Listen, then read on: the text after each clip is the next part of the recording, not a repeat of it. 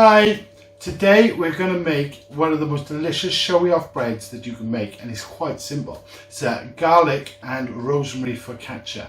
So first thing we're going to do is going to get that lovely luscious flavour in. We've got I'm going to use my new, it's a cast iron pan, but it's my new induction hob, and I'm a little bit, yeah, that's the settings I think. Anyway, we're going to use 120 mils of the best Aldi's own extra virgin olive oil.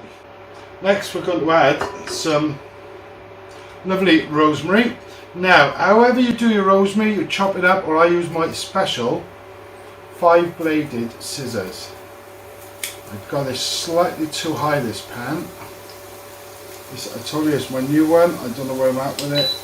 I'm just going to pop it down to number 1 on the old induction scale. Handy though. So just going to chop up that rosemary, get some of that lovely flavour out of that. I don't care about stalks and things, get it all in there, the more flavour the better. I say, get a couple of sprigs of rosemary in, add that to that lovely extra virgin olive oil. And then next, put that out with it, and then get some cloves of garlic. So, best way to do garlic, oh look at the size of these cloves, they're lovely. I'm going to add 2 for now. Next thing, best way to do it is crush the clove before you peel it, and it all peels off a little bit easier. Pop that into there. There we go. Right. People say they got to chop garlic, don't use a crusher. I say use a crusher. Look how easy that is to pop in there. That's it. That's one done. And I should have peeled the other one before I did that. There we go. Quickly peel the garlic into the crusher.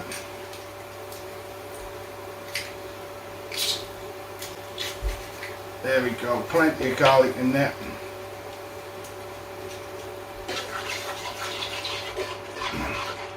I can smell that garlic coming through, it's lush. There we go. Now we're going to just do a little bit more rosemary to get that lovely flavour coming in. So what we're going to do now is just going to take this, get it bubbling for about 5 minutes. I'm going to cheat a little bit and do it straight away. Get that bubbling there for about 5 minutes. You can really get the garlic flavour coming through on a really low heat. So you don't really cook the garlic, you're just bringing out that lovely flavour. And then what we're going to do is just going to leave that to infuse as long as you can, really, good 5-10 minutes. There we go. So I'm just going to move my little cooker out to the side. So now we're going to make the bread dough. So I'm using 300 grams of flour. Now with focaccia, if you like a bit more chewy focaccia, use a strong flour. If you like it a bit more light and fluffy, use a plain flour. So today I've used a little bit of both, but I tend to go for plain flour with focaccia. Tend to get a nicer sort of texture for it, something a bit lighter. I'm just going to turn my hob off because that's sizzling away there. Okay, so to that we're going to add a teaspoon of yeast, dried yeast. Add that to one side of the bowl. I'm going to add a little bit more. Don't know why, just thought I would. Half a teaspoon or 1 packet. Oh, sorry, it's a whole teaspoon I need, so I need 2 of those. What am I doing? There we go. So a little bit less than that. There we go. So that's about 7 grams of yeast, the dried yeast, or 1 packet if you prefer to buy the package, which I usually do. That's all they add, being as it's Corona time. As I say, these are filmed in while the old Corona's on. So what we need now is a half a teaspoon or 1.5 teaspoons of salt. And then to that we're going to add 180 grams, because I always weigh my water, which I pre-weighed, 180 grams of water. I might need a little bit more, I don't know yet. So what we're going to do with the garlic infused oil is we're going to get a tablespoon. We're going to do 4 tablespoons of the garlic infused So make sure we get 1, 2. Try not to add this to the yeast bit because it'd be a bit hot. Hopefully you've let it cool a little bit. 4. And a bit for luck. I don't know, a little bit more for luck because I had a bit of garlic. What we're going to do now is mix all of this together.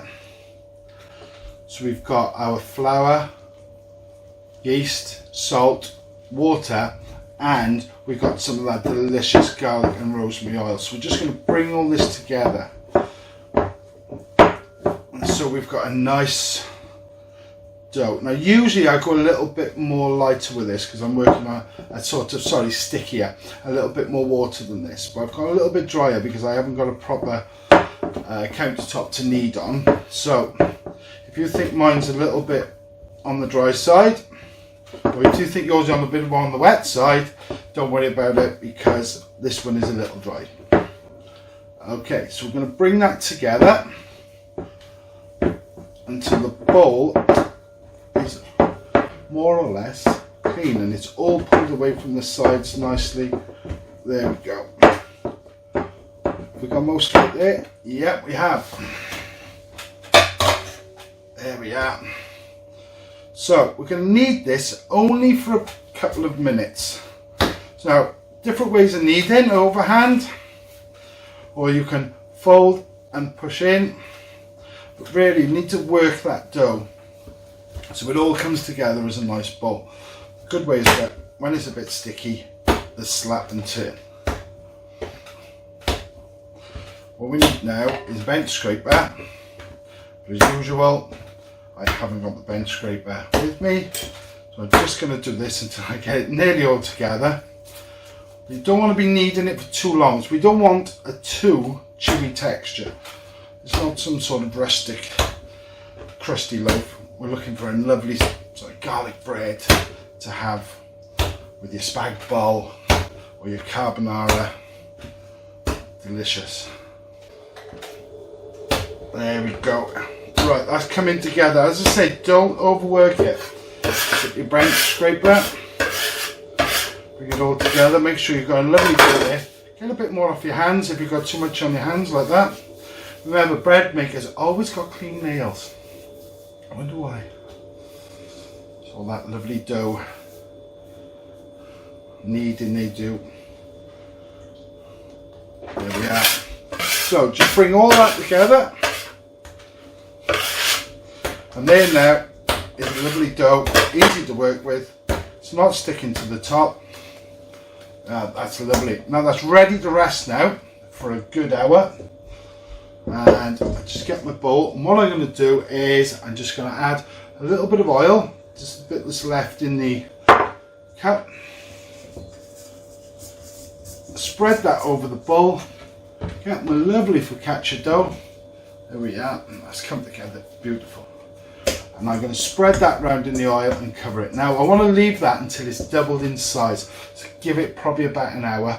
So if you want to do something like, if you want to go to sleep, so you could read a Jamie Oliver cookbook, that'll send you to sleep for an hour. Or you could have like a Gordon Ramsay book, keep you awake for the hour, because it does get a bit boring waiting for your dough. See you in a bit. There we go. There's that dough, well risen, it's lovely approved. Now the strength in that is going to be lovely for making a gorgeous focaccia. Feel the way that pulls through, look at all the air bubbles in that. So just going to get that, you can smell the yeast in it, smell all the alcohol. There we go. So I'm just going to get that out. Oh, what I'm going to do first, just remembered, is I'm just going to grease my focaccia tray or Swiss roll thing or whatever you want to call it. I'm just going to get a little bit of the oil, just a little bit like that.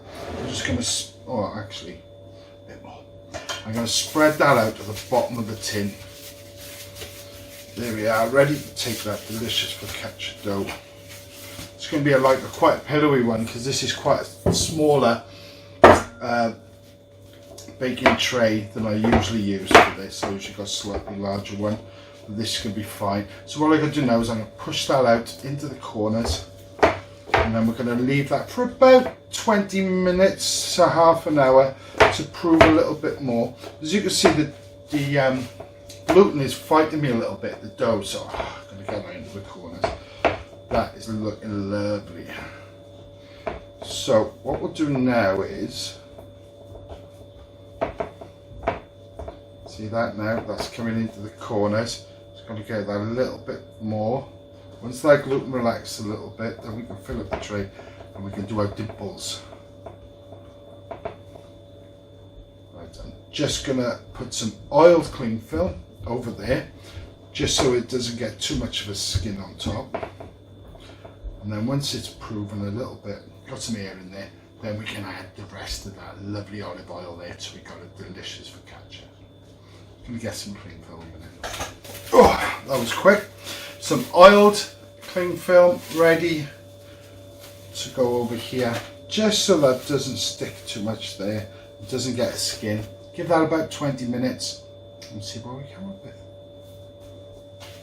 Okay, so I've just left this for about 20 minutes now and it is looking lush. So what I'm going to do is the ultimate for the focaccia is when we get all that oil and that garlic and rosemary and we spread it out all over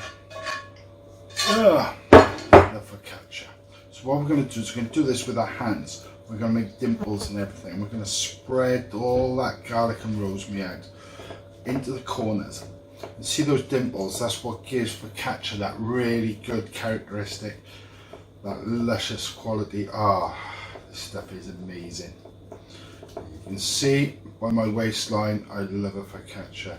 All that oil, all that dough. Bit of a bubble there. Another big bubble there. This yeast is really working well today. It is quite warm. So there we go. So leave that for another 5 minutes into the oven, 200 degrees for about 20 minutes.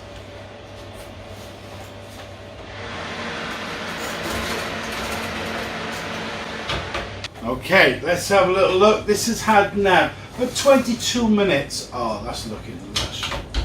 There we go. Oops. 22 minutes, but what I do now is I add a little bit of the oil from before. Always a little bit of scrape is left in the pan to spread that all over the top of the focaccia. So it makes it nice and sticky. I'm just going to let it cool down in the tin now for 2 or 3 minutes and then we're going to get it out. Let it cool on the cooling rack and have a slice with a cup of tea. Or shall I wait until my lasagna tonight? Who knows? We'll see how we go. Don't think I can wait that long. So once you've put a little bit of oil on the top and just get a bit of salt. There we are. This crusty salt really adds a load to the texture when you're eating it. Give it 5 minutes to get out of the tin and then about an hour then to let it cool down before we cut into it. So that's had about an hour now to cool. I've just put it on my chopping board. I'm just going to cut myself a nice piece. Oh, you hear that crunch of that? I love focaccia. There we are. Oh, look at that lovely bread there. Looks a good texture. Let's hope we get that garlic and rosemary taste. Exactly what I'm looking for. Oh, the salt crystals on top as well. So if you want to make a nice, easy, showy off bread that is simple to do, few ingredients, there you go. Thanks for watching.